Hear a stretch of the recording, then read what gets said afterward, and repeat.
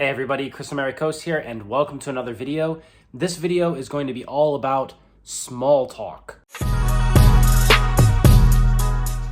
And small talk doesn't mean that I'm just going to use small words. You can use big words even when you do small talk. So small talk is just when we first start a conversation and we talk about things that are not very serious. They're not huge, big, important things. They're just usual things that people talk about. And it's very easy conversation, very light conversation. We call this small talk. And in different countries, you need to do a different amount of small talk in the beginning of a conversation before you talk about something serious. So in some countries, you need a lot of small talk. You might do small talk for 5 minutes, 10 minutes, 15 minutes before you speak about something serious. And in other countries, you might only need, 30 seconds or 1 minute of small talk before you speak about the real topic. So in this video, we're going to talk about a few strategies for small talk, and I'll give you some examples. Now, when we first start with small talk, there are some questions that we usually ask. We ask questions in English like, how's it going? Or how are you doing, right? And you've probably heard English speakers say this a lot. They like to start conversations by asking about how you feel. And it's common, it's usual, and it's polite for us to say, I'm fine, how are you? And to ask the person back. Now, another part of small talk that a lot of English speakers do at the beginning of a conversation is when they talk about the weather. They might say, it's so cold outside today. Or they might say, it's so hot, I can't stand it, right? They'll make a comment about the weather right now.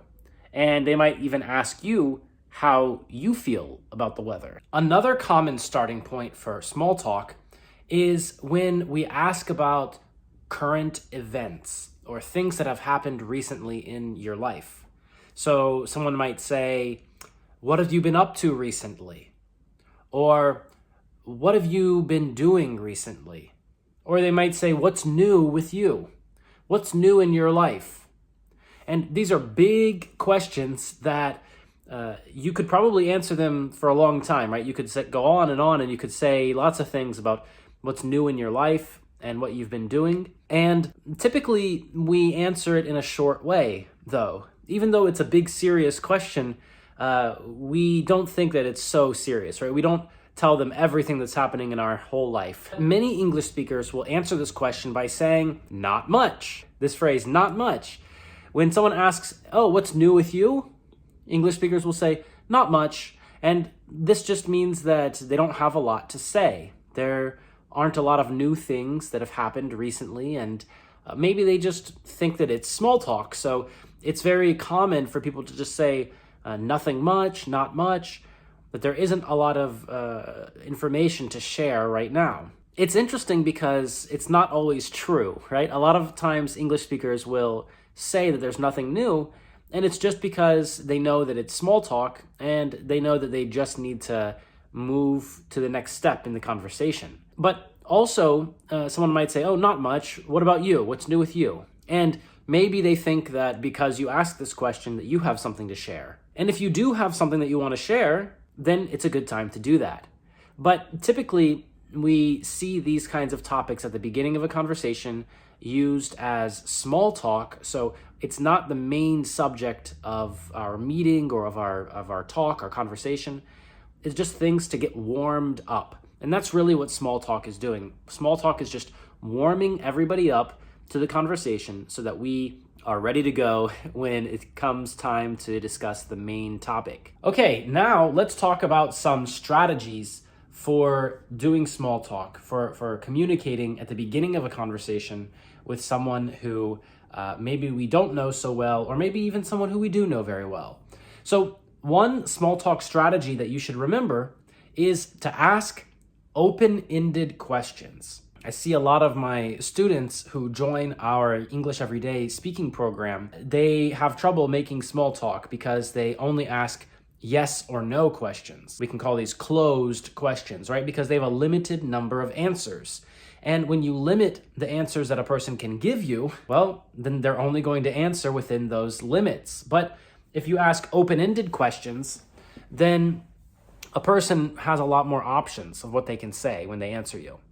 So instead of asking a question like, do you like ice cream?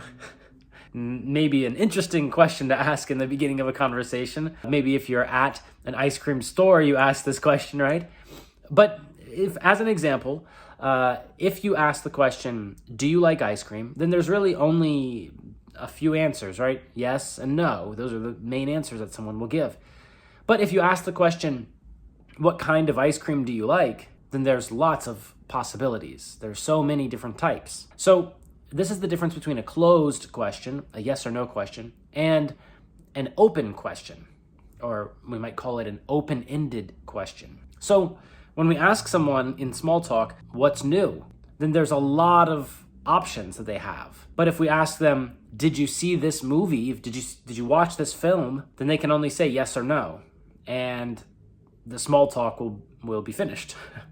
So if you want to continue small talk, if you want to continue going, and if you want to get the other person warmed up so that they start speaking more and share more information with you, then you want to use open-ended questions.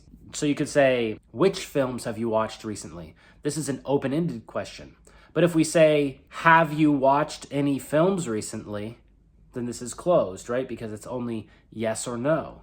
Now, of course, even if we ask a closed question, a yes or no question, the person could expand on this, right? They could give us more information. But somebody who's not warmed up, not ready to speak a lot, then they might just take the easy way and say no or yes, and that's it. And then now it's your turn to ask more questions, right? So when we do small talk correctly, we get the other person to speak with us. But when we do it incorrectly, it sounds like an interview because we have to ask question after question after question. So that's how you know, really, if you're doing small talk the right way, because the person will open up. And that's the whole goal, is to get the person open, get the person ready to speak with you before you talk about more serious topics. Strategy number 2 for small talk is not about talking at all, it's about listening. Listening and speaking are linked so closely together, and many people forget about this. That's why in our speaking practice program, it's even as important as speaking is having listening practice. And it's really great to have listening practice with people from all around the world. That's why in our program, we have students from over 100 different countries, so you can really hear how a lot of different people speak and what they say and what they think about. And it's great practice, not only for you to speak about things yourself, but also to hear what other people say and then to react. And the way that you react when other people speak, we can call this active listening. Well, it should be active. You shouldn't just sit there and look at them, because this will make people think that maybe you're not listening or maybe you don't care. So active listening, this is our second strategy for small talk. When a person is speaking to us or with us, then we need to give them some signals that we hear them and that they can continue speaking. So imagine that you're speaking to me, and while you're speaking, at the same time that you're speaking, I make some noises, some sounds like this. You're speaking and speaking, and I go, okay, yeah, really, wow. So these are just some small words and small sounds that I can say to show you that I hear what you say. And in English, we want to do this sometimes. We want to do this often. When a person speaks to us, we want to give them these signals that we hear them. Now, if somebody speaks to me and I don't give these signals, then probably that person will think that maybe I just didn't listen to them at all, right? Maybe I'm just looking at them, but I'm thinking about something else. Like, my body is here in front of you, but my brain, my mind is in a different place. And sometimes that's true, right? Sometimes that happens. But instead, we want to do active listening where we give these signals. Another thing that might happen is if you just look at a person and you don't give active listening signals, then the person will probably stop talking and will ask you, do you hear me? Do you understand me? So if you're not sure, people usually will give you signals that you're not doing active listening if you're doing it the wrong way. They'll stop speaking in the middle of the sentence, or before they have finished what they're saying, they'll stop and they'll look at you and they'll ask you strange questions like, do you hear me? Or, hey, are you paying attention? They'll think that you're not paying attention. That's how it will feel to them. Or maybe they will just quickly say what they were going to say and then stop and then look at you. This is another reaction that some people have if you don't do active listening correctly. So we want to definitely work on active listening if it's something that is strange for you, if it's different from how it works in your language or in your country. The third small talk strategy that we need to know is we need to be excited.